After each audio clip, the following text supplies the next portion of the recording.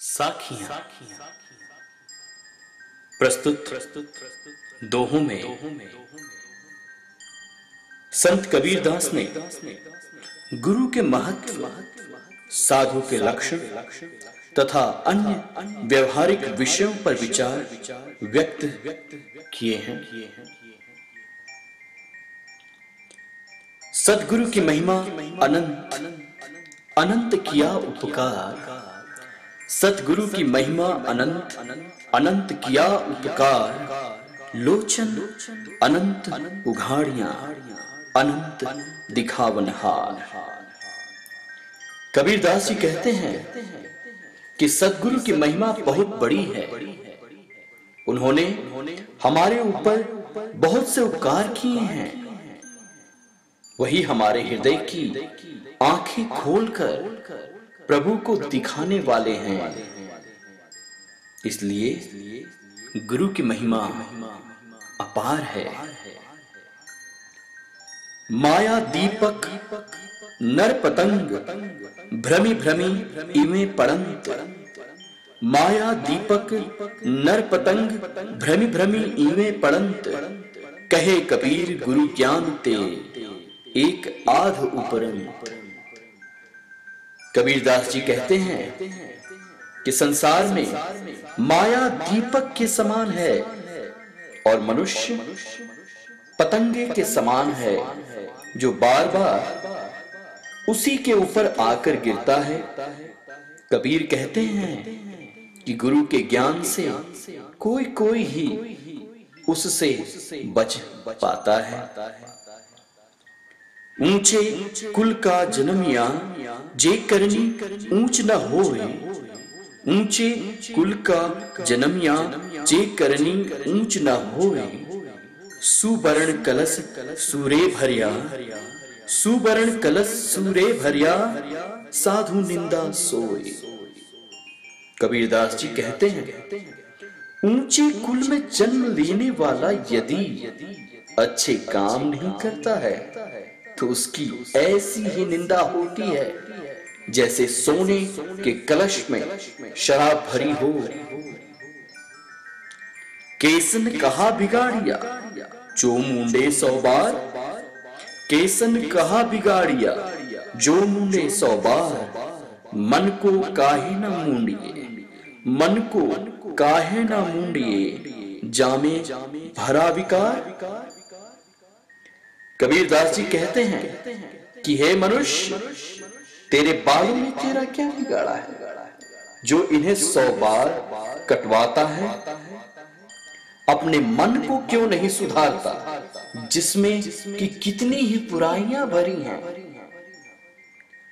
निंदक नियरे राखिए आंगन कुटी छवाए। निंदक नियरे राखिए आंगन कुटी छवाए। बिन साबुन पानी बिना निर्मल करे सुभाए। बिन साबुन पानी बिना निर्मल करे सुभाए।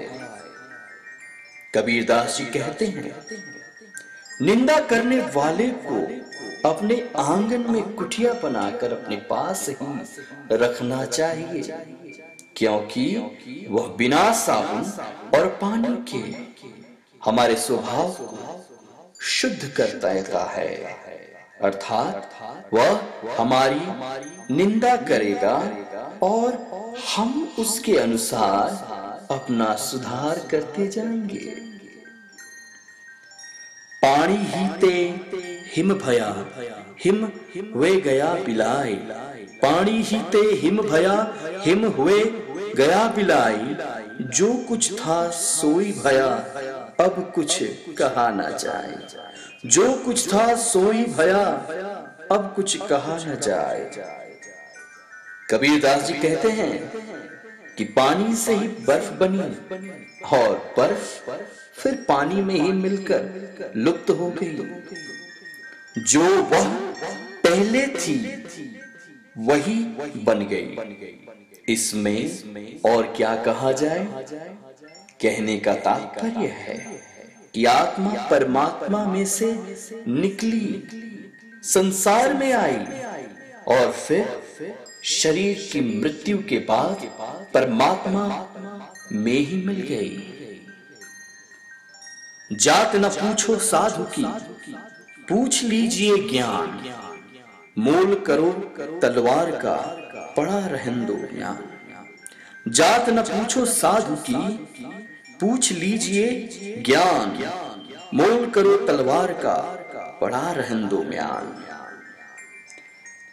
कबीरदास जी कहते हैं, साधु की जात मत पूछो, उसका ज्ञान पूछ लो। जैसे तलवार खरीदते समय तलवार का मूल्य पूछते हैं, म्यान का नहीं। 10 द्वारे का पिंजरा, तामे पंछी पौन। 10 द्वारे का पिंजरा, तामे पंछी पौन। रहिबे को आचरज है, जाए तो अचरज कौन। रहिबे को आचरज है, जाए तो अचरज कौन। कबीरदास जी कहते हैं कि 10 दरवाजे का एक पिंजरा है, जिसमें पवन रूपी जीव रहता है। उसके रहने में तो आश्चर्य लगता है कि 10 दरवाजे होते हुए भी पवन उसमें कैसे रुकता है। यदि वह चला जाए तो कोई आश्चर्य नहीं, क्योंकि पवन तो किसी भी दरवाजे से निकल सकता है। बोली एक अमूल है, जो कोई बोले जाने। बोली एक अमूल है, जो कोई बोले जानी। हिये तराजू तौल के, हिये तराजू तौल के, तब मुख बाहर आन। कबीरदास जी कहते हैं कि बोली एक अमूल्य वस्तु है, इसलिए इसका मूल्य समझकर हृदय रूपी तराजू में पहले तोल लो, तब मुख से बाहर निकालो। सोना सज्जन साधुजन टूटी जुरे 100 बार। सोना सज्जन साधुजन टूटी जुरे 100 बार।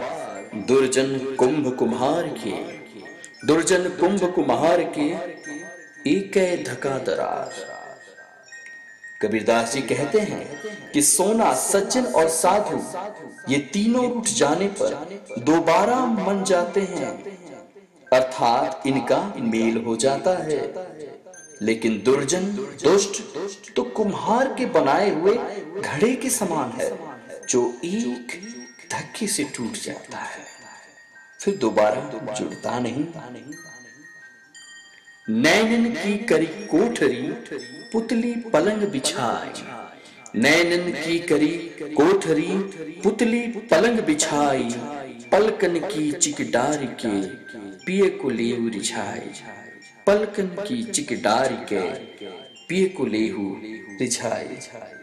नेत्रों की कोठरी में पुतली रूपी पलंग बिछाकर दरवाजे पर पुतली रूपी चिक डाल दो, फिर अपने प्रिय अर्थात ईश्वर प्रभु को प्रसन्न करने की चेष्टा करो।